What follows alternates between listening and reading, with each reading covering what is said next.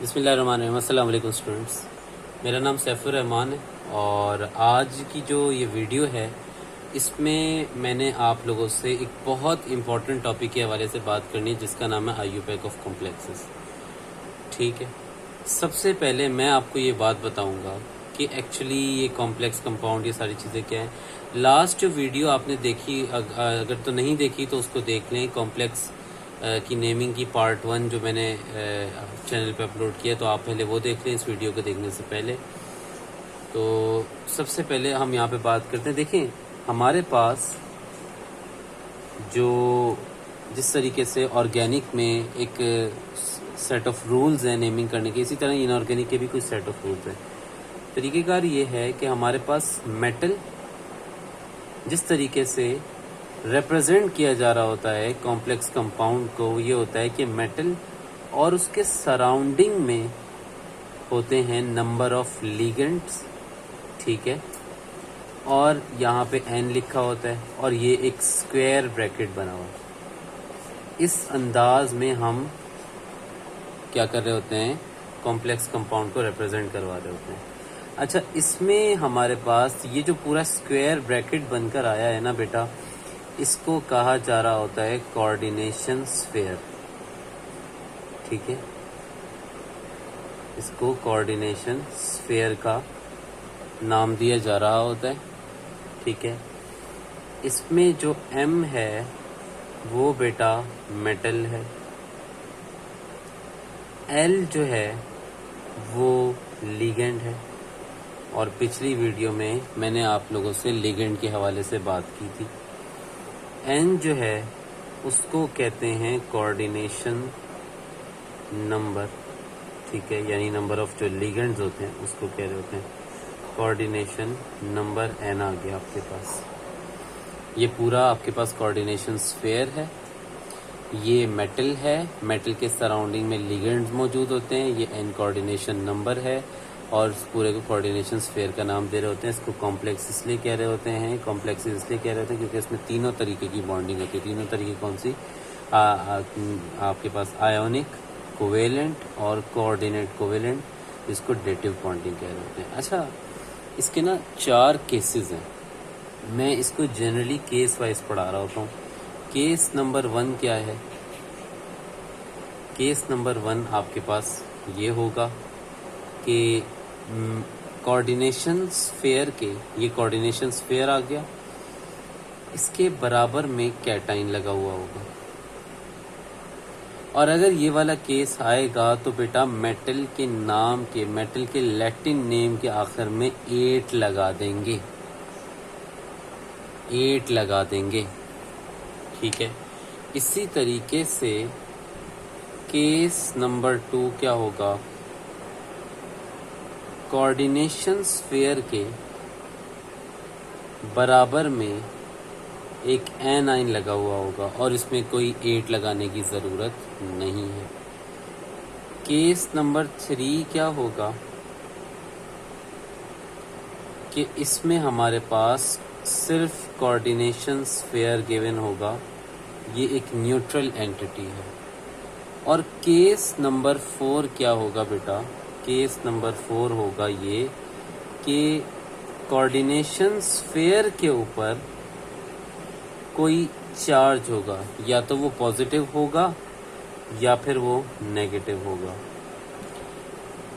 एक बात मेरी ज़रा पहले से सुन लो, अगर तो पॉजिटिव चार्ज होगा ना कोऑर्डिनेशन स्फीयर के ऊपर, तो उसको केस 2 के हिसाब से सॉल्व करना, और अगर नेगेटिव चार्ज होगा कोऑर्डिनेशन स्फीयर के ऊपर तो उसको केस 1 के हिसाब से सॉल्व करना होगा। एक बड़ी इंपॉर्टेंट बात, नेमिंग करने से पहले आप ना कलमा पढ़ लो।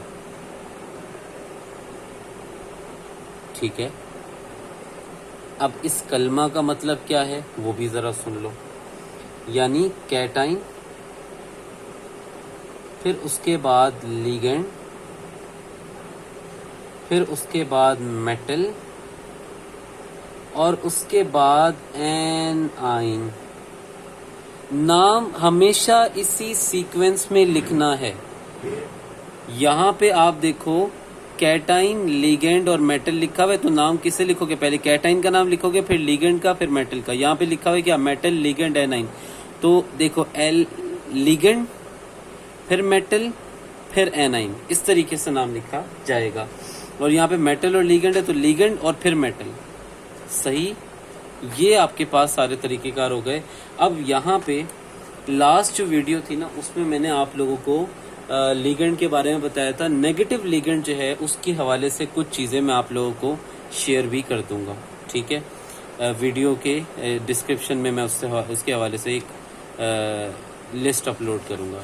अब आप यहाँ पे देखो, ये जितने भी हमारे पास यहाँ लिखे हुए हैं, इन सब में कोऑर्डिनेशन स्फीयर के बराबर में आपको कैटाइन लिखा हुआ नजर आ रहा है, ठीक है। ये आपके पास देखिए कोऑर्डिनेशन स्फीयर है, ये उसके बराबर में लिखा है सारा। अब आप यहाँ पे जरा देखो बेटा, इसका नाम कैसे लिखना है। सबसे पहले मैंने आपको बताया कि आपने किस तरीके से करना है, कैटाइन, फिर लिगेंड, फिर मेटल और फिर एनाइन, ऐसे लिखना। यानी सबसे पहले पोटेशियम लिखो, पोटेशियम। उसके बाद ये मेटल है, ये लिगेंड है। लिगेंड कितने हैं? 6 हैं। आपने यहाँ पे सिर्फ लिगेंड की तादाद बतानी है, ये कैटाइन या एनाइन की तादाद नहीं बतानी होती। Hexa nitro, potassium hexa nitro. अच्छा, ये क्या लिखा हुआ है? कोबाल्ट। मैंने आपको बताया था जो केस 1 होगा उसमें मेटल के लैटिन नेम के आखिर में क्या लिखोगे? 8 लिखोगे, तो हेक्सा नाइट्रो कोबाल्टेट आ जाएगा, ठीक है। एक बड़ी अहम बात, मेटल के आगे उसका ऑक्सीडेशन नंबर भी लिखना होता है, ये बड़ी अहम बात है। तो ज़रा देखें, यहाँ पे पोटेशियम जो है, पूरे कंपाउंड का जो ऑक्सीडेशन स्टेट होता है एज अ होल वो 0 होता है, न्यूट्रल होता है पूरा compound as a whole. Potassium के ऊपर चार्ज होता है प्लस का 1 मल्टीप्लाई बाय 3। कोबाल्ट का चार्ज आपको मालूम करना है। नाइट्रो का चार्ज होता है -1 मल्टीप्लाई बाय 6, और इसको सॉल्व करने पे x की वैल्यू आ रही है 3, और यही चीज़ आपने यहाँ पे रोमन में मेंशन कर दी। पोटेशियम हेक्सा नाइट्रो कोबाल्टेट, इन सब में मेटल के लैटिन नेम के आखिर में 8 लिखा जाएगा। अब आप यहाँ देखो, ये क्या लिखा हुआ है? पोटेशियम, ठीक है। उसके बाद कैटाइन, लिगेंड, फिर मेटल। कितने लिगेंड है? 6। हेक्सासाइनो। आयरन का लैटिन नेम होता है बेटा फेरेट, फेरेट, और इसके आगे आ जाएगा उसका ऑक्सीडेशन नंबर। पोटेशियम का ऑक्सीडेशन नंबर होता है प्लस का 1 मल्टीप्लाई बाय 3। आयरन का ऑक्सीडेशन स्टेट नहीं पता, और साइनाइड का ऑक्सीडेशन, साइनाइड वाले का ऑक्सीडेशन स्टेट होता है -1 multiply by 6 is equal to 0, और यहाँ से x की वैल्यू बेटा 3 आएगी, यहाँ पे 3 लिख दिया। इसी तरीके से यहाँ देखो, कैटाइन, लिगेंड, मेटल, क्या नाम बनेगा इसका? पोटेशियम, पोटेशियम हेक्सासाइनो,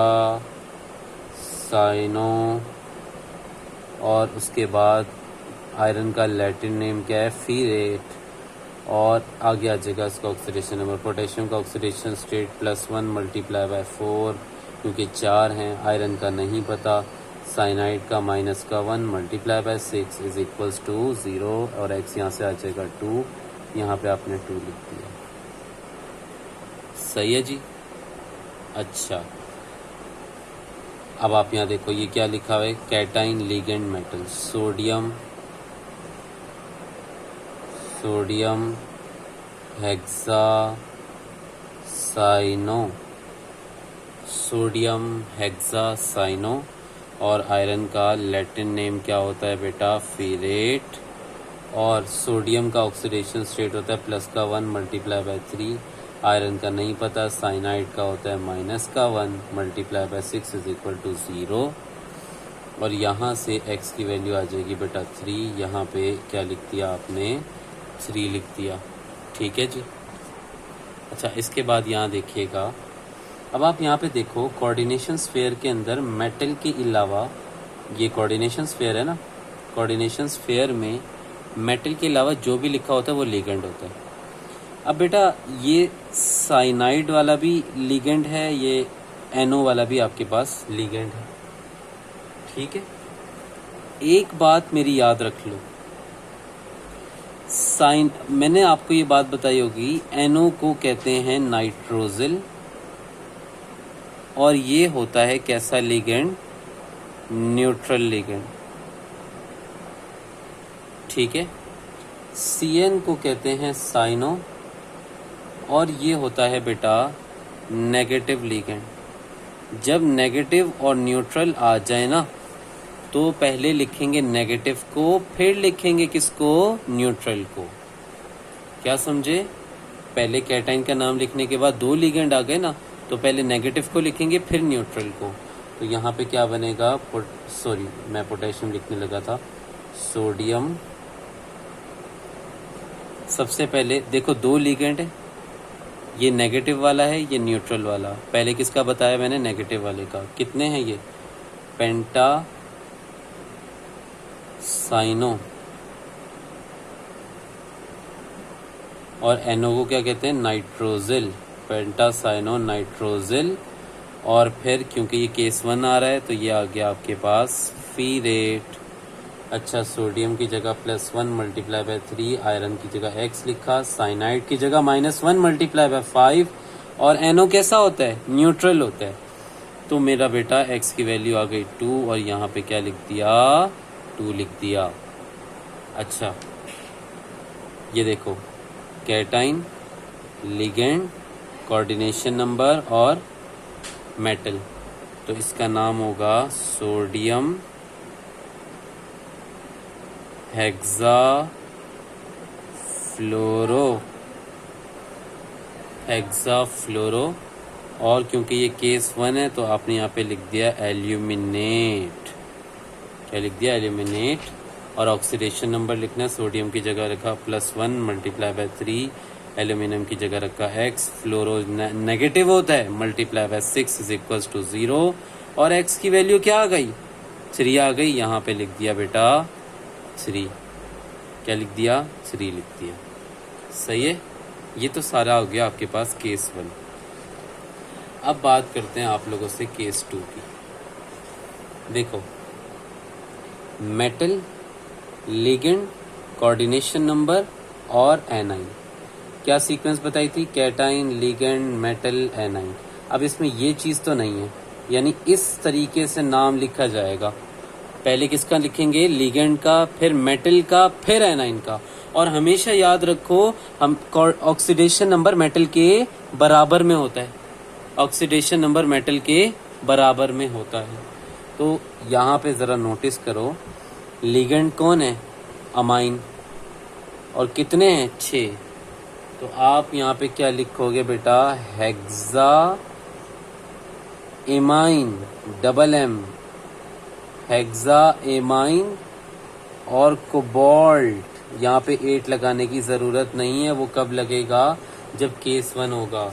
और केस 1 कौन सा वाला है, ये वाला है, ये वाला केस 1 है, ये केस 2 है, ये केस 3, ये केस 4 आ गया। सही। अच्छा, कोबाल्ट और मेटल का नाम के आगे फौरन से ब्रैकेट लगा दिया, और ये Br लिखा हुआ है, यहाँ लिख दिया ब्रोमाइड। अब ऑक्सीडेशन नंबर भी तो निकालना है, कोबाल्ट का ऑक्सीडेशन नंबर नहीं पता। एमाइन न्यूट्रल है, न्यूट्रल यानी 0 और मल्टीप्लाई बाय 6। और ब्रोमाइड कैसा है बेटा, ब्रोमाइड के ऊपर -1 चार्ज होता है, multiply by 3 is equal to 0। Solving this and we will get the value of x is equal to 3। यहाँ पे लिख दिया 3। अच्छा जी, मेटल, लिगेंड, कोऑर्डिनेशन नंबर और एनाइन। सबसे पहले किसका नाम आएगा, लीगेंड का। अच्छा, ये पिछली वीडियो में अगर देखी होगी तो ये ऑर्गेनिक लीगेंड है। ऑर्गेनिक लीगेंड के साथ अगर वो 2 होते हैं तो बिस, 3 होते हैं तो ट्रिस, 4 होते हैं तो टेट्राकिस, तो 3 है ये और ऑर्गेनिक लीगेंड है। ईएन कैसा है बेटा? ईएन आपके पास ऑर्गेनिक लीगेंड है, ऑर्गेनिक लीगेंड है। और ऑर्गेनिक लीगेंड के लिए आप लोग क्या करते हो? 2 के लिए क्या लिखते हो? बिस। 3 के लिए क्या लिखते हो? ट्रिस। 4 के इसी तरीके से 4 के लिए टेट्राकिस एंड सो ऑन। तो tris, tris ethylene diamine, tris ethylene diamine, ठीक है। उसके बाद लिखा कोबाल्ट। जैसे ही मेटल का नाम आया आगे ऑक्सीडेशन स्टेट और फिर एनाइन, नाइट्रेट, ठीक है जी। अब ऑक्सीडेशन स्टेट कैलकुलेट करने हैं। कोबाल्ट का ऑक्सीडेशन स्टेट नहीं पता। ईएन न्यूट्रल लिगेंड है, 0 × 3। नाइट्रो के ऊपर चार्ज होता है बेटा -1 × 3 = 0 और एक्स की वैल्यू आ जाएगी 3। अब आप यहाँ देखो, कैटाइन सॉरी मेटल, ये दोनों क्या हो गए? लीगेंड और ये एनाइन, क्योंकि कोऑर्डिनेशन स्फेयर में ये देखो, ये कोऑर्डिनेशन स्फेयर है, इसमें स्क्वायर ब्रैकेट के अंदर मेटल के बराबर में जो भी लिखा हुआ है वो लीगेंड है। अच्छा, ईएन कैसा लीगेंड है बेटा? ईएन एक न्यूट्रल लीगेंड है। बीआर कैसा लीगेंड है आपके पास? नेगेटिव लीगेंड है। तो अभी थोड़ी देर पहले बताया, पहले नेगेटिव फिर न्यूट्रल। तो डाईब्रोमो, डाईब्रोमो, उसके बाद बिस इथाइलिन डाईएमाइन, ठीक है। बिस इथाइलिन डाईएमाइन, फिर लिखा कोबाल्ट, फिर यहाँ कोऑर्डिनेशन ऑक्सीडेशन नंबर और आगे लिख दिया ब्रोमाइड। अब इसका हमें ऑक्सीडेशन नंबर भी कैलकुलेट करना है। तो ऑक्सीडेशन नंबर जो कैलकुलेट करना है, आप ज़रा यहाँ देखिएगा। कोबाल्ट की जगह लिखा x, इथाइलिन डाईएमाइन न्यूट्रल है, ×2, ब्रोमाइड नेगेटिव लिगेंड है, ×2, प्लस Br का साइन होता है -1 = 0 और यहाँ से x की वैल्यू आ जाएगी 3 और इसको यहाँ पे लिख दिया। अब आप यहाँ देखो, मेटल लिगेंड कोऑर्डिनेशन नंबर एनाइन, tris ethylene, tris ethylene diamine, ठीक है। क्रोमियम, और जैसे ही मेटल आया फौरन से बराबर है उसका ऑक्सीडेशन स्टेट और लिख दिया आगे क्लोराइड, ठीक है। अब आप यहां देखो, क्रोमियम का ऑक्सीडेशन स्टेट नहीं पता, इथाइलिन डाईएमाइन न्यूट्रल होता है, 0 × 3, क्लोराइड यानी -1 × 3 = 0 और यहाँ से x की वैल्यू क्या आ जाएगी बेटा? x की वैल्यू आपके पास आ जाएगी 3, ठीक है। अच्छा भाई, मेटल लिगेंड, ये एक ही लिगेंड है और ये कौन है?